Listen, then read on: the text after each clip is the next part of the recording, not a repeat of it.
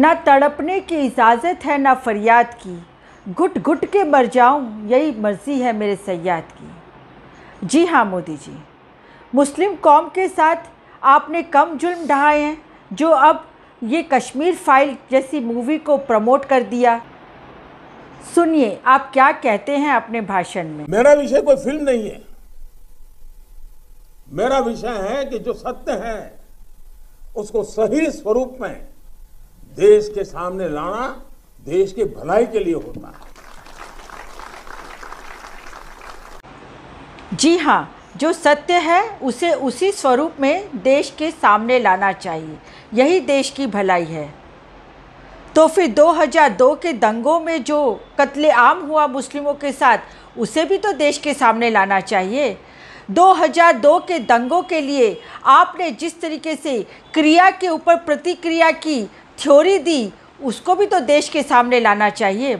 2002 के दंगों में आपके आरएसएस के, बीजेपी के, बजरंग दल के, विश्व हिंदू परिषद के गुंडों ने जिस तरीके से मुस्लिम माँ बहन बेटियों की इज्जत लूटी, जिस तरीके से उनके गर्भ को चीर के एक बच्चे को हत्या कर डाली गर्भ के अंदर, वो भी तो सामने लाना चाहिए।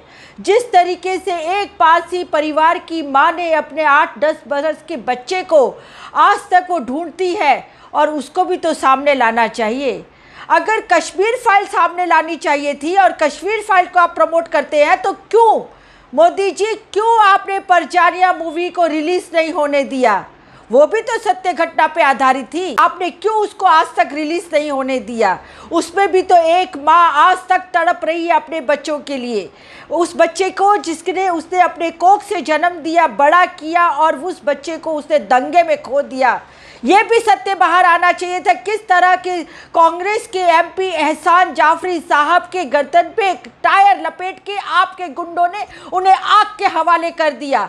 ये सत्य भी बाहर आना चाहिए कि किस तरीके से आपने लाशों के ढेर लगा दिए और कुएं में उनको डाल के सारे कुएं में आग लगा डाली।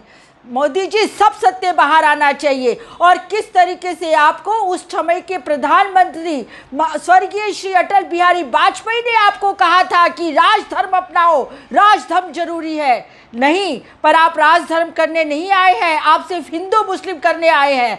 जिस तरीके से हिंदू मुस्लिम करके आपने 2000 के दंगे भड़का के आपने सत्ता हासिल की, इसी तरीके से हिंदू मुस्लिम करके आप अमर पट्टा लिखवा देना चाहते हैं, भारत देश के इतिहास को बदल देना चाहते हैं।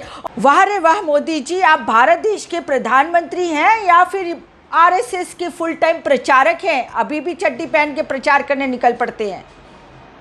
अरे आपको कश्मीर फाइल के जरिए जब कश्मीरों की तकलीफ़ें, दुख और प्रताड़ना और मुसीबतें दिखाई दे रही हैं, तो आपको ये भी दिखाई देना चाहिए कि उस समय वहाँ पे किसकी सरकार थी? किसी की सरकार नहीं थी। और उस समय मुफ्ती मोहम्मद सईद जब अपना सरकार नहीं चला पा रहे थे, तो वहाँ पे गवर्नर का शासन था, और वो गवर्नर कौन था? वो आपका नुमाइंदा था, जिससे आपने बाद में भारतीय जनता पार्टी की टिकट दी जगमोहन को, और वो फिर वहाँ पे कैबिनेट मंत्री भी बने। और उस टाइम पे दिल्ली में वीपी सिंह की सरकार थी। माननीय मोदी जी, आपसे कहना चाहते हैं कि देश के हालात बहुत बदतर होते जा रहे हैं, लोगों के दिमाग में जहर भरते जा रहे हैं आप लोग, और आज आप लोग एक मानव बॉम्ब की तरह लोगों को खुला छोड़ दिया है। आपने युवाओं के दिमागों को जहर से भर डाला है, और वो दिन दूर नहीं, अगर यही परिस्थिति रही तो हमारा देश में गृह युद्ध में बदल जाएगा। संभालिए अपने आप को और संभालिए अपनी वाणी विलास और भाषणों को। मूवियों के ऊपर किसी तरह के कमेंट नहीं होने चाहिए, आपको तटस्थ रहना चाहिए। आप देश के प्रधानमंत्री हैं, आप किसी आरएसएस संघ के प्रचारक नहीं हैं। आज से मैं इतना ही कहना चाहूँगी कि देश को बचा लीजिए, ये देश बहुत गलत तरीके से गलत दिशा में जाता जा रहा है।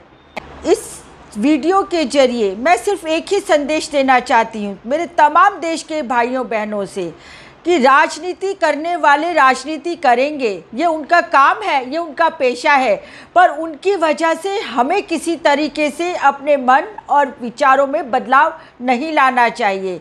हम भारत देश के वासी हैं, और हिंदू, मुस्लिम, सिख, ईसाई सभी हमारे देश के भाई हैं, और हमें सबके साथ मिलजुल के रहना है।